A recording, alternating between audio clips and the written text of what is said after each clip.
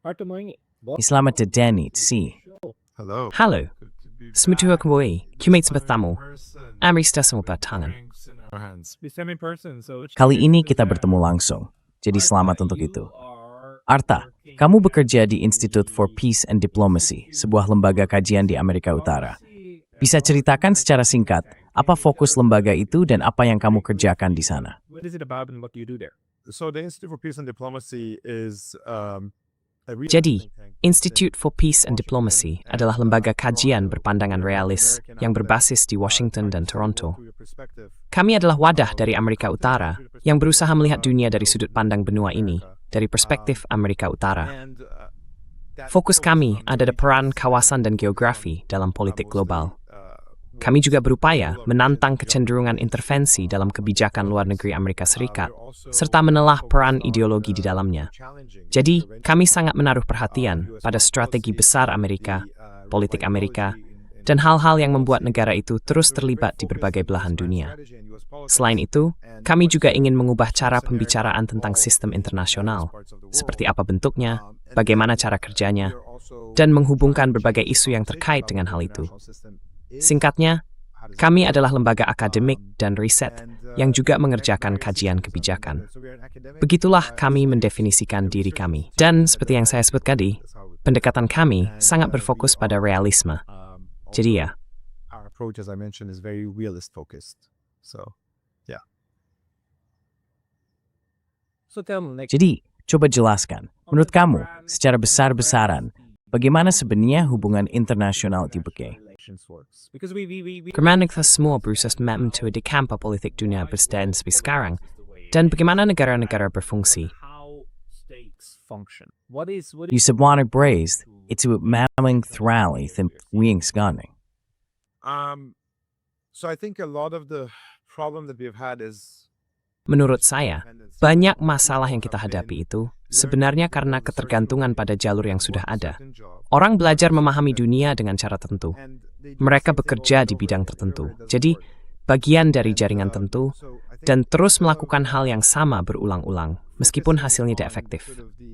Jadi menurut saya, daripada terlalu fokus pada alasan ideologis, seperti kenapa kita harus memahami ideologi di balik banyak tindakan yang membentuk kebijakan luar negeri Amerika Serikat dan cara kita berinteraksi dengan dunia, kita sebaiknya lebih menaruh perhatian pada hal-hal yang selalu ada, peran faktor nyata seperti geografi, budaya, dan sejarah. Hubungan internasional sebagai disiplin ilmu baru benar-benar terbentuk di abad ke-20. Karena itu, bidang ini semua banyak warisan dan bias dari abad ke-20, sositivisme, dan kemudian utilitarianisme. Positivism, utilitarianism later. I mean, there's a lot of that. And I think Maksud saya, hal seperti itu memang banyak. Tapi lebih dari itu, kita harus memikirkan hal-hal dasarnya. Dunia ini terdiri dari banyak sistem, banyak negara, banyak wilayah, tapi juga banyak peradaban yang menjadi penopang dunia. Semua itu terikat pada geografi dan budaya. Mereka selalu saling berinteraksi. Kadang mereka berperang besar, kadang mereka menciptakan perdamaian besar.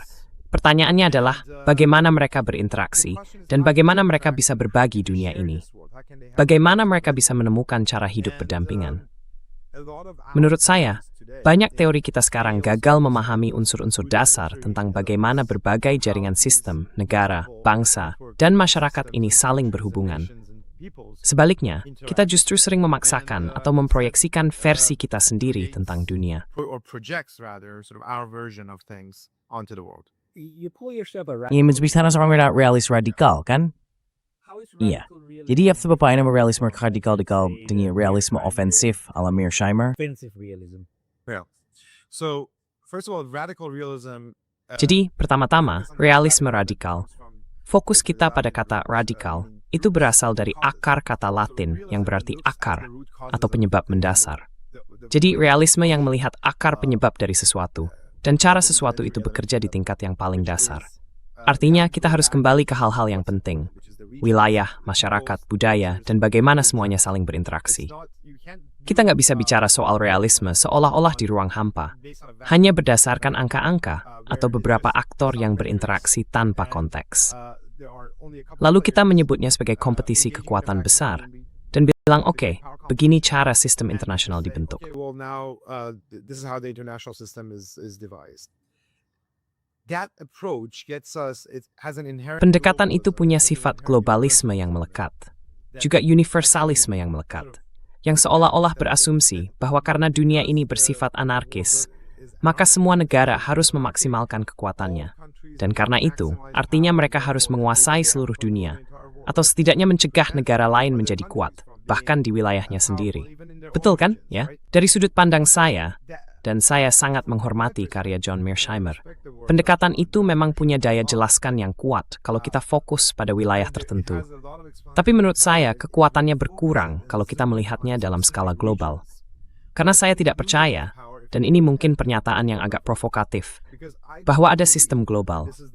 Tidak ada sistem global.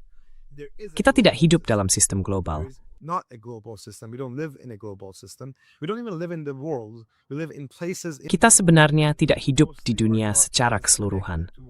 Kita hidup di tempat-tempat di dalam dunia ini. Dan kebanyakan dari kita tidak terhubung satu sama lain seperti yang kita bayangkan. Jadi kita hidup di berbagai benua, di berbagai lokasi, dan menjadi bagian dari beragam peradaban, serta bentuk budaya yang membentuk cara pandang kita terhadap dunia. Persepsi kita tentang realitas berubah, tergantung di mana kita berada, bagaimana kita memahami prinsip dasar kita, dan bagaimana pandangan dunia kita terbentuk, termasuk norma dan nilai yang kita anut.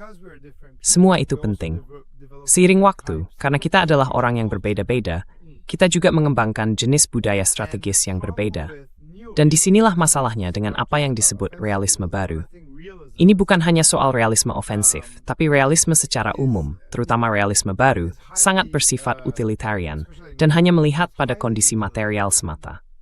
And looks at just the material conditions. How many tanks do you have?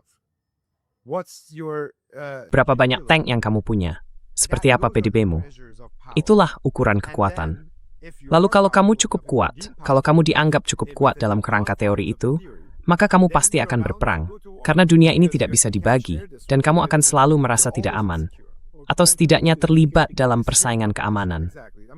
Ya, persaingan keamanan, tepat sekali. Dan sebenarnya, persaingan keamanan itu dimaksudkan untuk mencegah perang, karena masing-masing pihak menahan diri. Tapi prinsip dasarnya adalah, dunia ini dianggap sesuatu yang harus ditaklukkan oleh salah satu pihak. Sangat Hobbesian, dalam arti, tidak ada penguasa tunggal yang benar-benar berkuasa. There is no ultimate hegemon. There is no ultimate authority. We are not. Tidak ada otoritas tertinggi. Kita sedang berada dalam situasi yang anarkis. Dan akibat dari situasi anarkis itu adalah semacam kekacauan. Jadi dunia ini seperti semua orang berjuang untuk dirinya sendiri.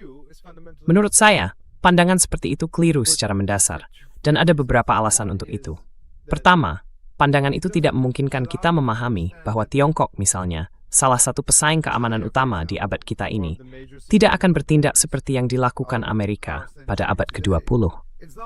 Tiongkok adalah negara yang sangat berbeda, dengan budaya strategis yang sangat berbeda, dan cara pandang terhadap dunia yang juga sangat berbeda. Tiongkok tidak ingin menjadi penguasa global. Mereka juga tidak melihat diri mereka sebagai penguasa global. It doesn't see itself as a global hegemon. Hey, just a very quick note, the best way to support this channel is by signing up for my free Substack. You can also help with a paid subscription there, or you can get some of our new merch on neutralitystudies.com. Links below. See you there. Kaum realis kekuatan keras, atau realis ofensif, pasti akan bilang enggak. Itu cuma pura-pura karena mereka masih lemah. Tapi begitu mereka cukup kuat, mereka bakal melakukan hal yang sama persis. Nah, itu yang bakal jadi cuplikannya.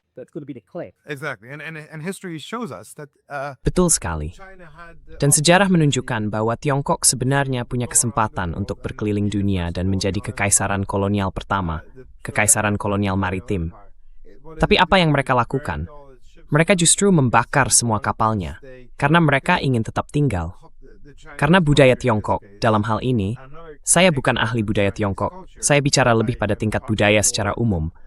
Tapi budaya Tiongkok pada saat itu memahami sesuatu yang, menurut saya, baru sekarang mulai disadari oleh sebagian kalangan konservatif di Amerika dan Eropa.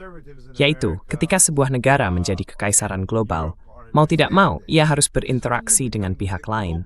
Dan akhirnya, dirinya sendiri menjadi tercampur, harus menyesuaikan, berbaur, dan melakukan berbagai hal.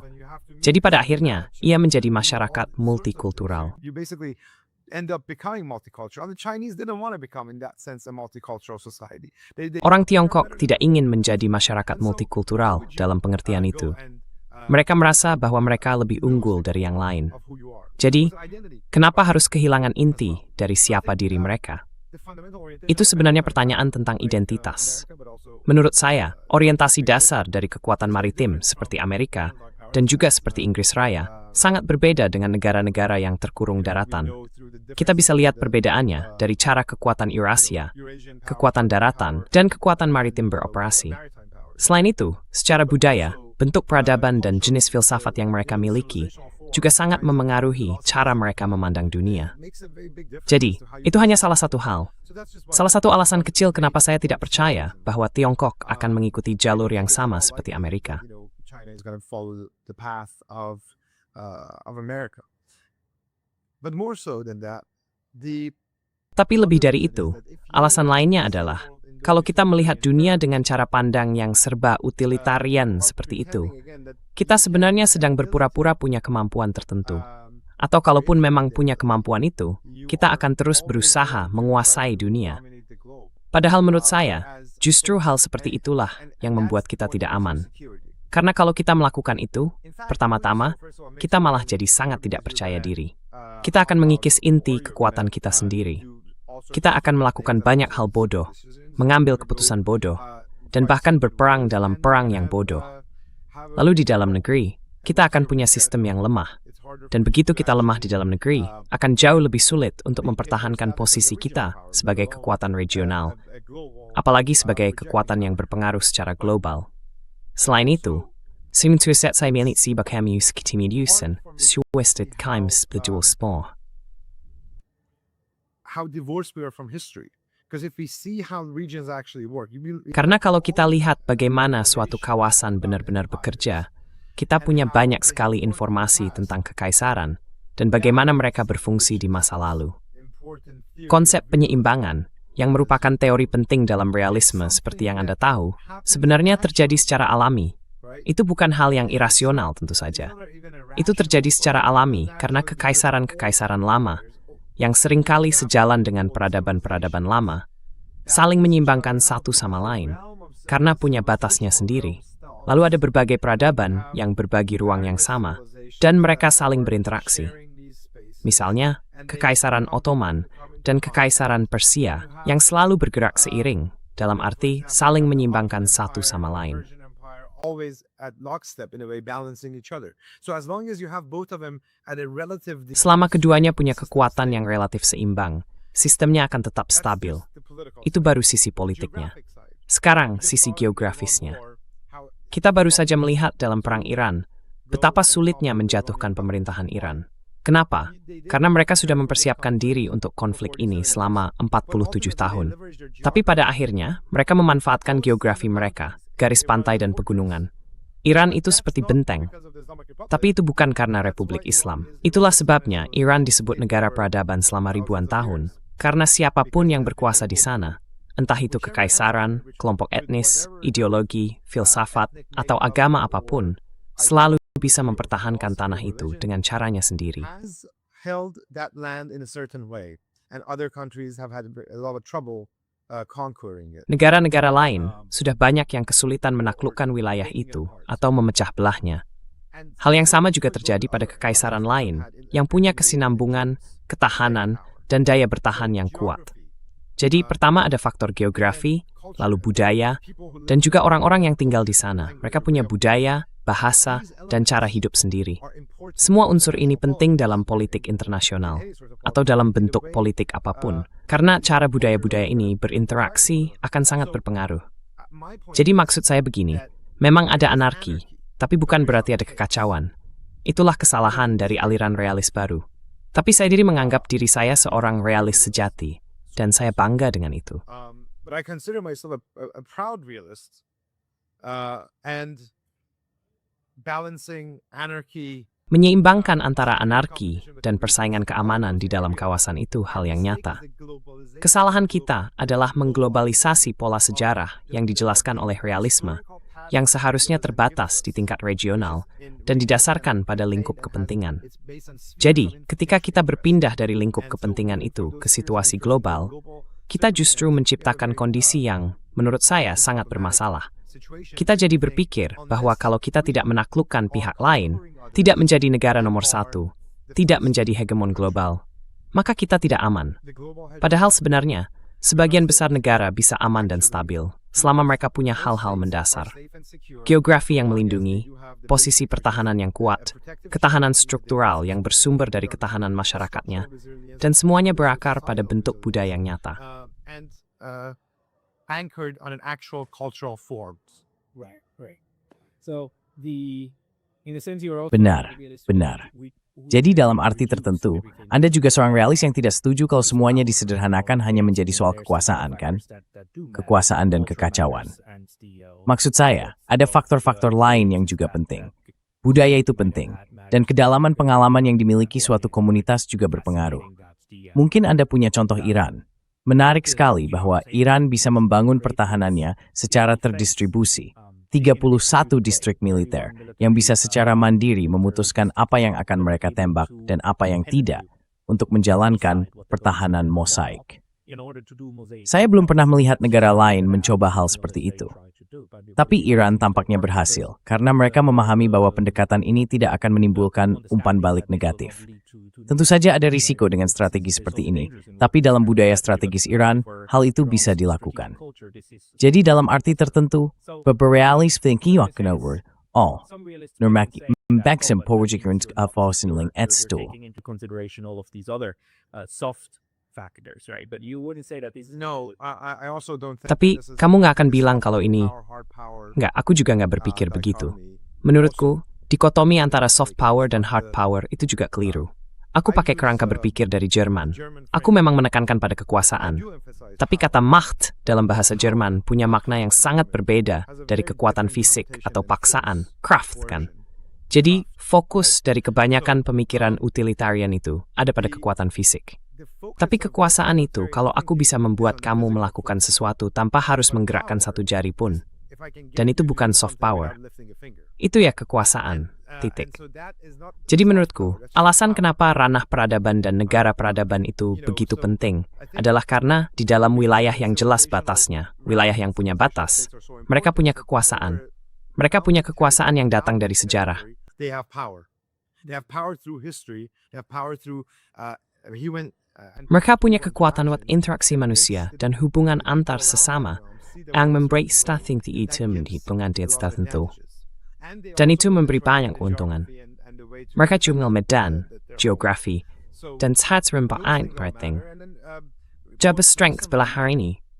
Ada kemajuan baru dalam teknologi yang memungkinkan negara-negara seperti ini menemukan cara untuk mempertahankan wilayah mereka dengan jauh lebih efisien dan biaya yang lebih rendah. Jadi, perang menjadi lebih seimbang dan lebih terbuka bagi banyak pihak. Mungkin tidak untuk semua negara kecil, tapi untuk jenis negara yang punya keunggulan dalam hal geografi, rakyat, dan ketangguhan. Ya sedang asimetris, elemen asimetris. Betul sekali. Situasinya jadi makin asimetris, tapi justru itu jadi cara untuk menyeimbangkan arena bagi kekuatan menengah. Dan yang saya maksud dengan kekuatan menengah adalah negara yang bukan hanya punya kemampuan besar untuk memproyeksikan kekuatan ke seluruh dunia sesekali, tapi yang bisa secara konsisten menunjukkan kekuatannya di kawasan sendiri. Itu menurut saya definisi dari kekuatan menengah. Jadi Iran adalah kekuatan menengah, dan bahkan Rusia pun bagi saya termasuk kekuatan menengah. Karena itulah kita sering bicara soal multipolaritas. Kalau kita memahami multipolaritas secara sempit, sebenarnya kita hidup dalam sistem bipolar, yang disukai banyak orang dari generasi perang dingin atau generasi boomer, kan?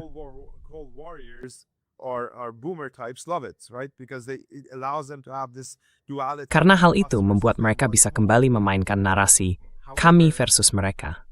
Tapi maksud saya begini, era pasca unipolar yang baru yang sedang kita masuki sekarang akan sangat berbeda secara mendasar, baik dari segi cara pengaturannya maupun cara pandangnya, dibandingkan dengan era sebelumnya. Jadi bukan cuma soal siapa pemainnya yang berubah. Uni Soviet sudah tidak ada. Rusia sekarang bukan lagi kekuatan besar. Mungkin bisa dibilang kekuatan menengah. Tapi Tiongkok adalah kekuatan besar, karena Tiongkok bisa memproyeksikan pengaruhnya. Jadi bukan itu intinya. Intinya adalah, kita sedang kembali ke sesuatu yang jauh lebih historis dan jauh lebih normal, yaitu perbedaan antara kekuatan besar dan kekuatan menengah.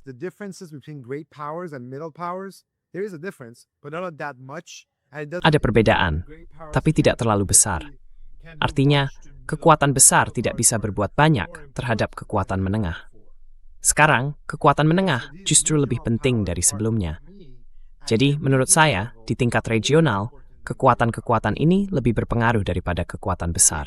Meskipun kalau kita melihat dari sudut pandang global, ya, Tiongkok dan Amerika tetap akan berperan penting dalam membentuk kerangka lain, seperti kerangka teknologi dan hal-hal sejenis. Itu tidak berarti mereka bersepakat dan mendoitang kekuatan menengah, atau mengubah segalanya di kawasan.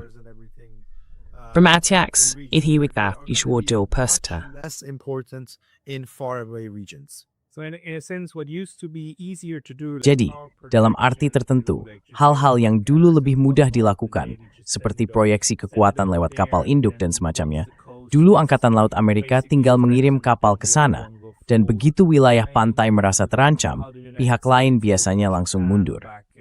Maksud saya, seperti cara Amerika Serikat membuka Jepang pada tahun 1858, atau bagaimana sampai awal 2000-an, mereka masih siap menggunakan armada lautnya untuk menunjukkan kekuatan nyata, langsung ke garis pantai, bahkan sampai ke Selat Torres. Nah, kemampuan seperti itu sekarang mulai berkurang, kan? Jadi, wilayah sekitar dari negara-negara kekuatan menengah sekarang jauh lebih bergantung pada mereka sendiri dibanding dulu. Apakah itu bentuk multipolaritas baru yang harus kita hadapi? Jadi bukan berarti semua negara berada di posisi ini. Kekuatannya tidak berlangsung. Tapi kemampuan negara-negara yang lebih dekat dengan wilayahnya sendiri sekarang meningkat. Ya, begitu. But the ones closer at home have increased. Yes. But I think therefore I use the term multinodality. Tapi menurut saya karena itu saya lebih suka pakai istilah multinodalitas daripada multipolaritas. Jess Freeman juga jauh lebih suka istilah multinodal. Ya, kenapa nodal dan bukan polar? Karena ada beban makna yang melekat pada konsep polaritas. Karena polaritas itu sangat terkait dengan neorealisme. Betul. Dan saya pikir pemahaman yang lebih menyeluruh tentang realisme ini, sebagian orang mungkin bilang, oh ini neoklasik realisme ya. Bukan. Karena fokusnya bukan cuma pada faktor domestik. Fokusnya pada keseluruhan. Ingin mengubah dasar pemahaman tentang siapa sebenarnya aktor dalam sistem internasional, dalam sistem global, yang sekarang sebenarnya sudah bukan sistem lagi.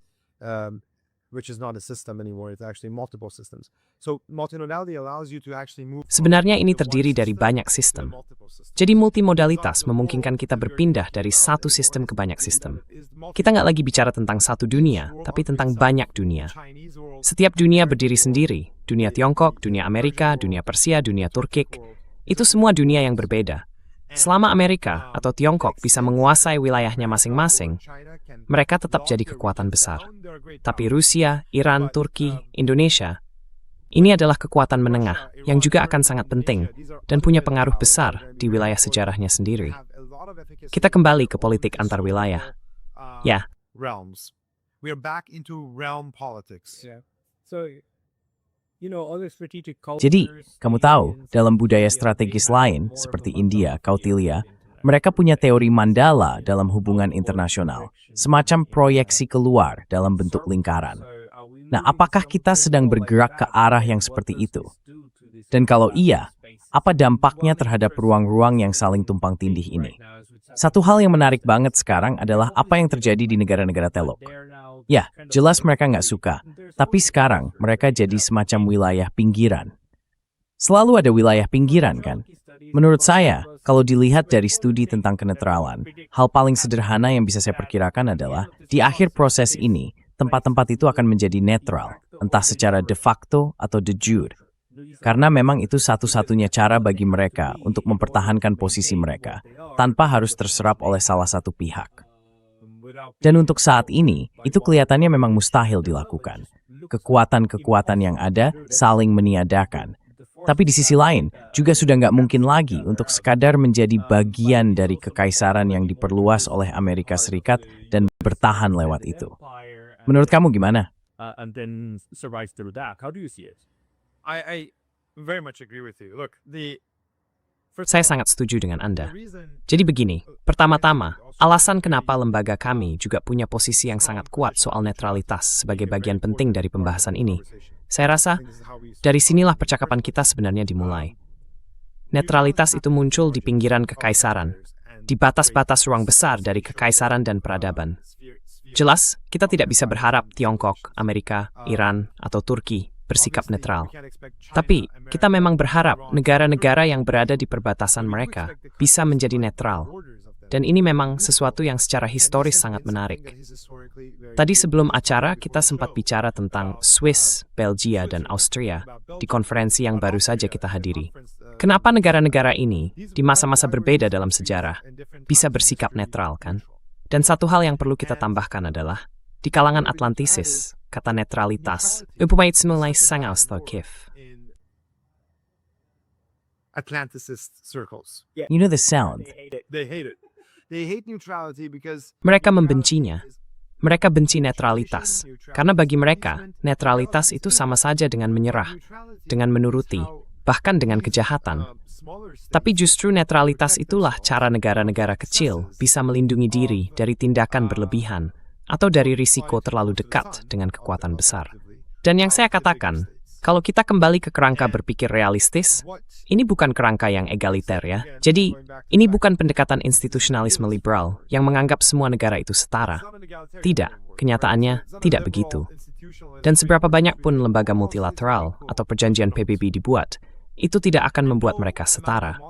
Negara-negara pada dasarnya memang tidak setara. Karena itu, netralitas menjadi strategi bertahan hidup yang sangat penting bagi negara-negara seperti ini.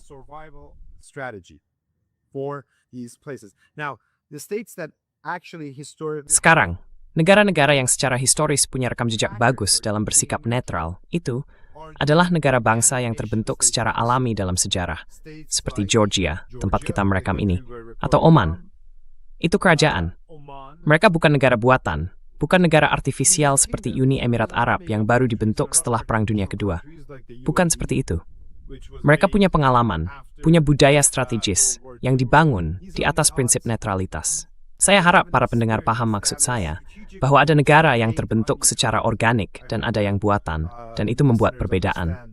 Negara-negara yang organik ini, ya, ada yang disebut negara bangsa yang terbentuk secara alami, dan hampir semua negara bangsa seperti itu. Maksudnya berakar pada geografi, ya, berakar pada posisi geografis, berada di tengah.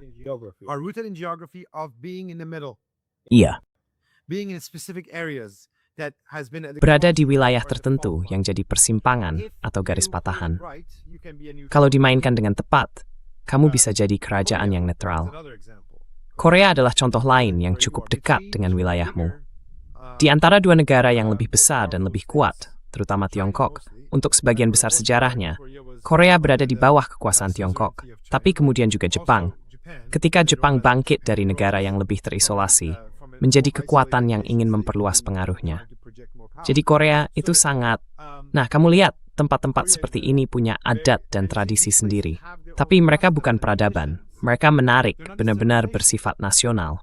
Hungaria contohnya lagi. They're genuinely national. Hungary, another one.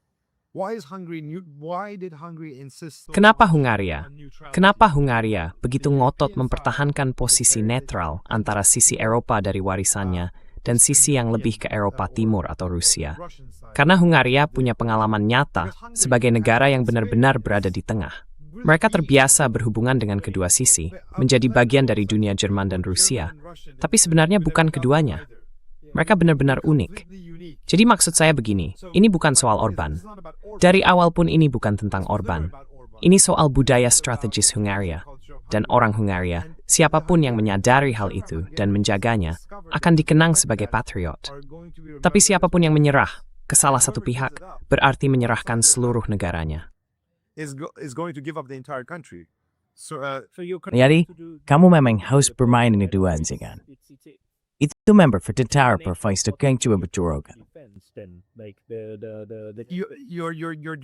you're defending the sui generis existence. Kamu sedang membelah keberadaan yang unik, yang entah bagaimana berhasil kamu pertahankan di wilayah perbatasan antara kekaisaran. Nah, alternatifnya adalah menjadi seperti Ukraina. Dan Ukraina, Taiwan, bahkan Israel. Ini semua adalah negara-negara yang, dalam hubungan mereka dengan kekuatan besar, digunakan dan juga menggunakan kekuatan itu dalam semacam dialektika untuk mengguncang dan menghancurkan keseimbangan struktur regional demi kepentingan kekuatan besar dari luar. Mereka berpikir, ini cara terbaik untuk melindungi diri mereka. Tapi kalau mereka terus bersikeras seperti itu, mereka akan lenyap. Dan kamu bisa lihat sendiri apa yang terjadi dengan Ukraina, kan? Jutaan orang tewas, jutaan lainnya pergi, wilayah timur hilang, dan Zelensky yang bertanggung jawab atas semua itu. Is disappeared, and Zelensky is responsible for it. And we all know, and it was absolutely Kita semua tahu, dan itu sudah benar-benar jelas sejak tahun 90-an, ketika Ukraina keluar dari Uni Soviet, bahwa satu-satunya cara agar Ukraina bisa makmur adalah dengan bersikap netral. Karena itulah hal itu dimasukkan ke dalam konstitusi mereka sejak tahun 1995. Itu jelas bagi rakyat, juga jelas bagi banyak kalangan realis dan lain sebagainya, yang mengatakan tidak, negara ini harus netral, bukan berpihak ke satu sisi atau sisi lain, tapi menjadi jembatan yang bisa berhubungan dengan keduanya. Dan kita hampir berhasil, kita hampir sampai ke sana. Tahun 2014, semuanya dibatalkan, dihapus begitu saja. Yanukovych itu seorang penganut netralitas, ya dia memang netralis. Dan kita hampir berhasil lagi di tahun 2022, tepat setelah kekacauan besar yang terjadi. Pembicaraan di Istanbul, maksud saya, mereka sudah saling mendekat, itu sebenarnya bisa menyelesaikan situasinya. Tapi kemudian, solusi itu dihancurkan orang-orang yang berpikir tidak. Kita harus melawan sampai tuntas. by the people who thought like, nah, we're gonna fight it out. Yeah, this is what we started. Ya, talking about ini yang tadi before. saya maksud. Kamu mulai bicara soal peran saya. Sebagai Direktur Pelaksana di Institute of Peace and Diplomacy dan juga Direktur Riset, tugas saya pada dasarnya adalah mencoba memahami apa aja pola pikir atau ideologi yang membuat kita di Amerika jadi buta, sampai akhirnya menjalankan kebijakan yang terus terang saja bodoh dan tidak manusiawi. Tapi saya seorang realis, jadi itu bukan fokus utama saya. Oke, baik. Bodoh dalam arti bodoh karena kebijakan itu bertentangan dengan kepentingan nasional Amerika. Sekali lagi, banyak orang bicara macam-macam soal Israel. Saya tidak tertarik.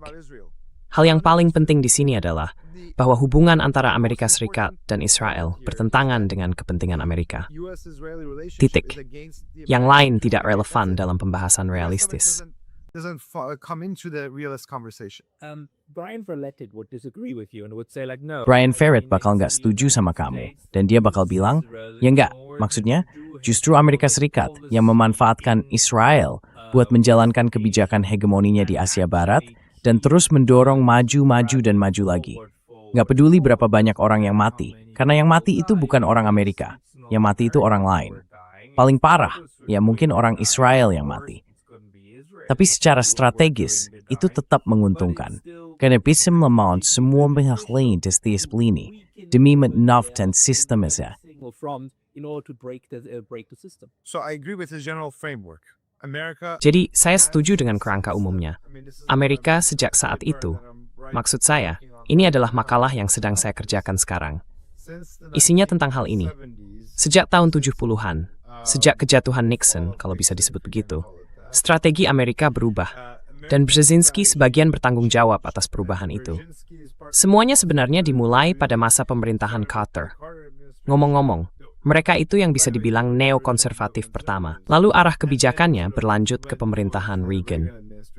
Strateginya waktu itu semacam menggunakan negara-negara kecil sebagai alat pemukul regional, atau penyeimbang regional, kalau mau pakai istilah penyeimbang. Tapi sebenarnya, mereka tidak bisa menyeimbangkan apapun. Intinya, mereka hanya jadi pengacau di tingkat regional. Kita lempar mereka ke wilayah-wilayah itu, dan hasilnya adalah gangguan dan ketidakstabilan di seluruh kawasan.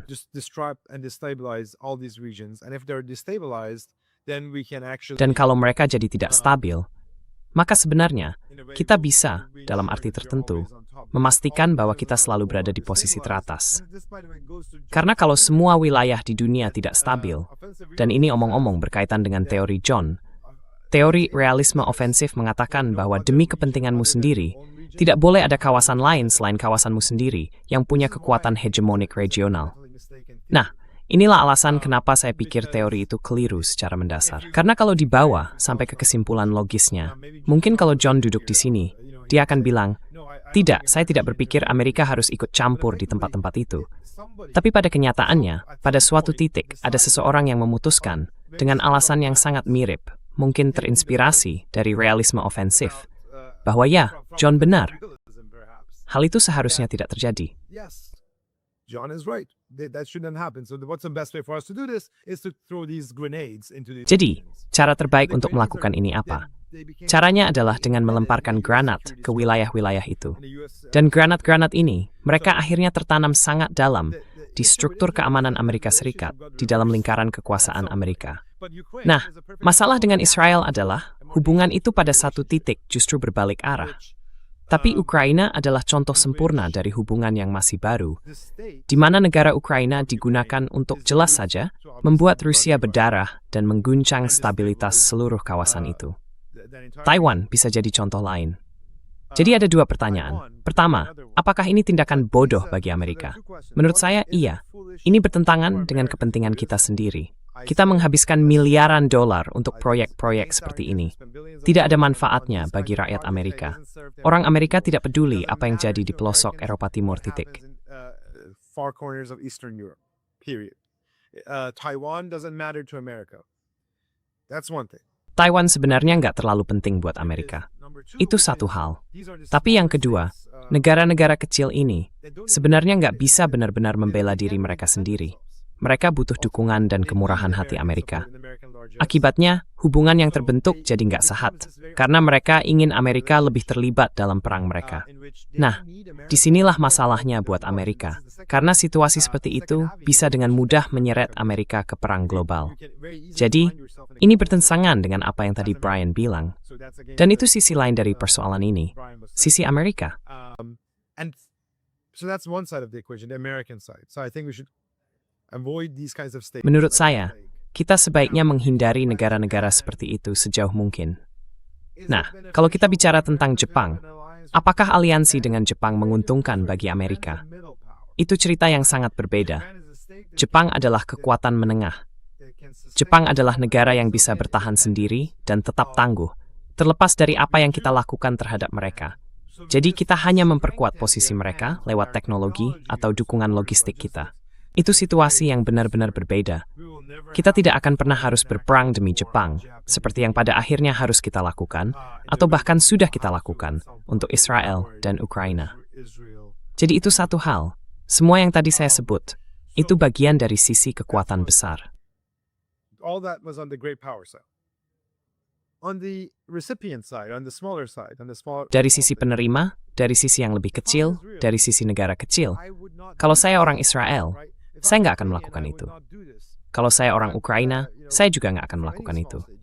Kalau saya dari negara kecil manapun, misalnya Uni Emirat Arab, kepentingan langsungnya adalah bersikap netral. Karena pada akhirnya, begitu perang terjadi, kamulah yang akan berperang. Kamulah yang akan menanggung biayanya. Kamulah yang akan hancur.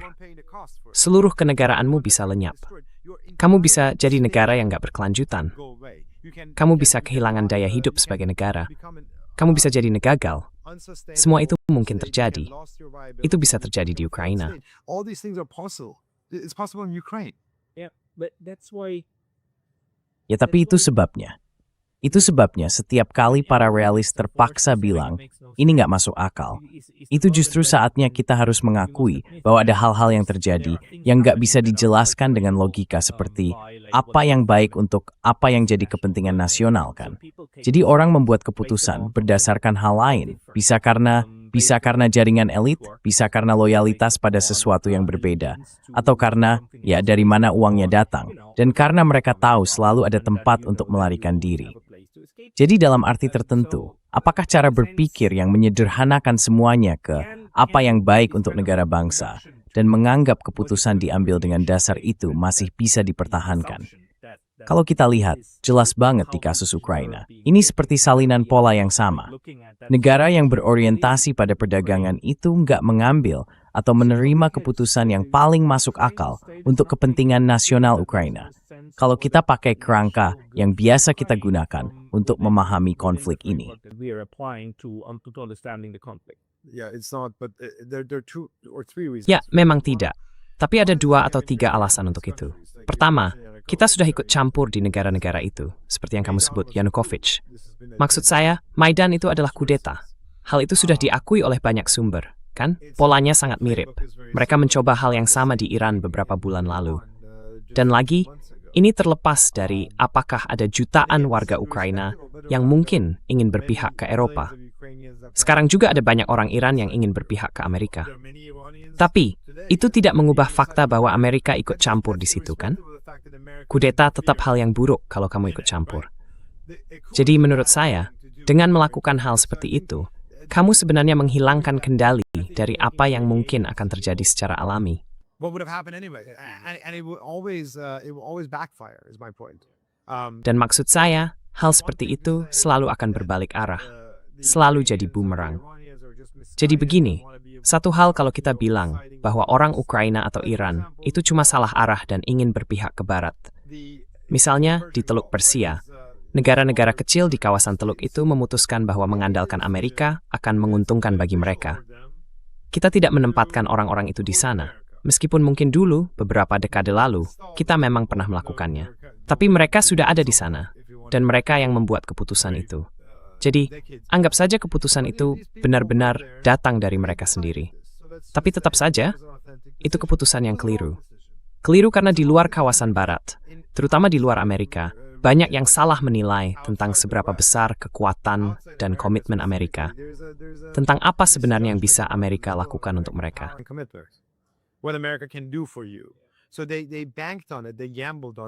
Jadi mereka bertaruh pada hal itu. Mereka ambil risiko, dan akhirnya berbalik merugikan mereka sendiri. Karena itu, sekarang negara Qatar dan Arab Saudi mulai menjauh dari kesepakatan semacam itu. Uni Emirat Arab atau Kuwait mungkin masih bersikeras, tapi mereka akan segera menyadari, seperti yang sudah disadari Ukraina dan negara-negara lain juga. Kehadiran militer Amerika Serikat di negara Anda justru menjadi beban, bukan jaminan keamanan. Dan ini bukan hanya soal Timur Tengah, tapi dimanapun. Anda sebenarnya sedang membuka diri terhadap risiko. Karena dengan adanya pasukan Amerika di wilayah atau negara Anda justru memancing ketegangan dengan tetangga besar yang ada di utara, timur, selatan, atau manapun arahnya. Jadi Anda sedang menciptakan kondisi yang akan menimbulkan permusuhan. Dan pada akhirnya, hal itu akan berbalik menghantui Anda sendiri.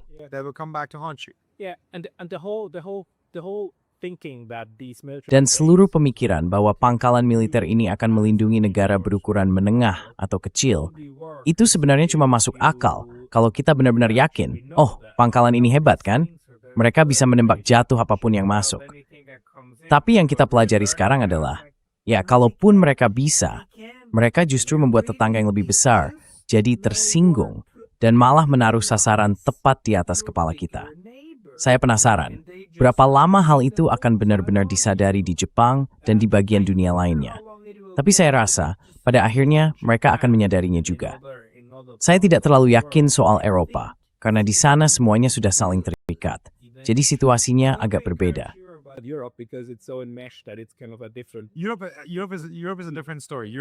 Eropa itu cerita yang berbeda. Cerita Eropa juga berkaitan dengan hal lain, yaitu faktor sosiologis. Orang Eropa melihat diri mereka sebagai bagian dari jaringan hubungan ini, semacam lingkaran besar dari Kekaisaran Amerika. Jadi, orang Eropa datang ke Amerika, mereka belajar di sana, lalu kembali ke negaranya. Karena itu, mereka merasa seolah-olah merekalah dunia internasional. Ya, mereka sebenarnya mewakili Kekaisaran Amerika. Itulah sebabnya, mereka sering bingung sendiri ketika bicara soal otonomi strategis. Dan akhirnya tidak kemana-mana. Karena kalau kita dengarkan pidato banyak pemimpin Eropa, kadang mereka bilang kita saat sedang membicarakan Amerika. Iya, Dan itu semacam kekeliruan Freudian, bukan kami. Eropa dan Amerika itu dua entitas yang benar-benar berbeda. Saya akan bilang, mereka bahkan dua dunia yang berbeda. Mereka punya prioritas strategis yang berbeda. Mereka juga punya budaya strategis yang berbeda. Bahkan di dalam Eropa sendiri ada perbedaan besar. Misalnya Prancis dan Jerman, atau Prancis dan Polandia. Itu sangat berbeda secara mendasar. Germany or France and Poland are fundamentally different. Yeah, but this is what Ya, tapi inilah hasil dari puluhan tahun narasi seperti ini kan. Kalau kita pikir tentang NATO, oh ya, setiap negara dianggap setara. Di NATO katanya begitu. Ya, tentu saja. Tapi sebenarnya tidak. Kita tahu sejak awal, NATO selalu punya beberapa tujuan. Seperti yang pernah dikatakan Eastman Hastings, NATO ada untuk menjaga agar Rusia tetap di luar, Amerika tetap di dalam, dan Jerman tetap di bawah, kan? Dan semua hal itu dulu dianggap penting. It's in made to map in time itu Moraes berubah. and we're seeing how that one is now changing. Except that Kecuali, sebenarnya orang Jerman sendiri yang menahan diri. Jadi mereka perlukan banyak hal. Yeah, they're changing that now, but not necessarily for Ya, the better. mereka memang sedang mengubah itu sekarang, tapi belum tentu jadi lebih baik. Dan perubahan itu akan memicu reaksi balik di negara-negara lain. Ada seseorang yang bilang ke saya sempat menebak-nebak juga, bahwa sekarang kita punya situasi di mana Inggris membuat perjanjian pertahanan terpisah dengan Polandia. Murni simbolis, tapi tetap saja, itu simbolis. Melawan siapa sebenarnya perjanjian pertahanan antara Inggris dan Polandia itu ditujukan? Jelas, cuma atat sembri ini maktiangan itu. Dan logika semacam ini, sekarang endless mulai-mulai. Maksud saya, sekarang step tangi. We start the game. I mean, you have a lot of German politicians like Baerbock, right? I mean, Politikus Jerman seperti Baerbock atau von der Leyen, menurut saya, mereka tidak benar-benar memahami apa itu Jerman. Mereka terlalu terikat dengan cara berpikir Amerika. Ini memalukan, karena kalau mereka benar-benar paham apa kepentingan strategis negaranya sendiri, mereka pasti akan bertindak dengan cara yang sangat berbeda. Strategic interests are, you would act very differently. But even there, the problem is who is you. Tapi bahkan di situ, masalahnya adalah, siapa sebenarnya kamu itu? Kita tahu di awal Perang Dingin, ada tawaran pada tahun 1952 untuk menyatukan Jerman di bawah kerangka netralitas. Tawaran itu sudah ada di meja. Adenauer menolak. Dan dia menolak karena kalau Jerman bersatu, kemungkinan besar kekuasaannya akan hilang, kan? Jadi buat dia, keputusan yang paling rasional adalah meyakinkan Amerika untuk bilang, tentu saja tidak, sama sekali tidak, terhadap kesepakatan semacam itu. Apakah itu akan baik untuk bangsa Jerman? Mungkin iya. Tapi buat Adenauer sendiri ya, itu yang paling menguntungkan. For the Adenauer. Yeah, and so there's definitely the elites. Jadi memang ada yang namanya kaum elit. Mereka punya kepentingan politik dan itu memang berpengaruh. Tapi menurut saya, pada akhirnya kaum elit itu juga berasal dari masyarakat. Saya juga percaya ada jaringan hubungan di antara orang-orang ini. Sekelompok elit tertentu yang bersifat lintas negara. Mereka ingin datang ke pesta yang sama, menulis di majalah yang sama. Ini semacam mekanisme prestis. Itu maksud saya. Jadi ini bukan teori konspirasi. Bukan berarti mereka duduk bersama untuk merencanakan sesuatu. Ini lebih bersifat manusiawi. Kita cenderung menyesuaikan diri, mengikuti norma yang berlaku di kelompok kita sendiri. Dan mereka itu ya, semacam jenis makhluk sosial tertentu. Komunitas epistemik. Ya, itu istilah yang tepat. Mereka adalah komunitas epistemik. Very good phrasing. Exactly. They're epistemic communities, and no matter where they come from, once you get indoctrinated into that community, Dan gak peduli dari mana asalnya. Begitu seseorang sudah terindoktrinasi ke dalam komunitas itu, mereka maju dengan cara berpikir kelompok. Iya, masalahnya, pola pikir kelompok seperti ini dasarnya ideologis. Bahkan bisa dibilang bersifat mitos. Akar pemikirannya berasal dari era pasca perang. Mereka punya pemahaman internal tentang keistimewaan Amerika yang sebenarnya nggak ada di dunia nyata.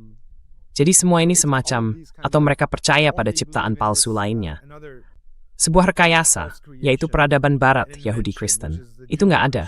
Nggak ada yang namanya peradaban Yahudi Kristen. Istilah itu sepenuhnya dibuat-buat. Diciptakan untuk membenarkan, sekali lagi, hubungan strategis kita dengan Israel. Sekarang ini terlalu banyak jargon dan omong kosong yang dianggap serius dalam percakapan politik. And that's a job we have. Dan itulah tugas kita untuk membongkar bias seperti ini.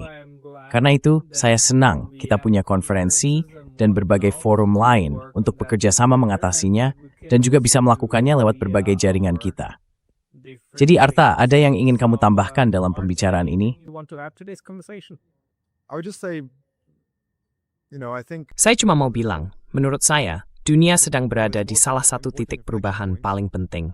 Semua hal yang kita bicarakan, tatanan lama sedang menghilang. Kita melihatnya runtuh di depan mata kita. Semuanya dimulai, tanda pertamanya itu di Ukraina. Tapi perang di Iran, menurut saya, adalah puncaknya. Ketika semua ini berakhir, kita akan melihat dunia yang berbeda muncul dari situ. Dengan bentuk yang sekarang belum tentu jelas. the contours for which are not necessarily clear right now, but it's going to be a post. Tapi dunia ke depan akan menjadi dunia pasca unipolar. Dan saya juga akan bilang pasca global, di mana globalisasi, neoliberalisme, dan semua kondisi material itu akan jauh lebih bersifat regional. Dunia, secara strategis dan geopolitik, juga akan semakin terregionalisasi. Dan budaya serta peradaban akan menjadi satuan analisis yang paling penting, menggantikan negara bangsa sebagai faktor utama ke depan, bukan dalam 1, 2, atau 5 tahun ke depan, tapi sepanjang proses perubahan menuju tatanan baru itu.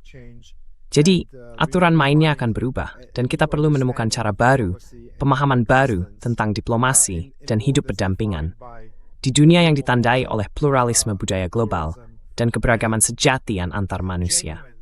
Diversity of peoples and nations.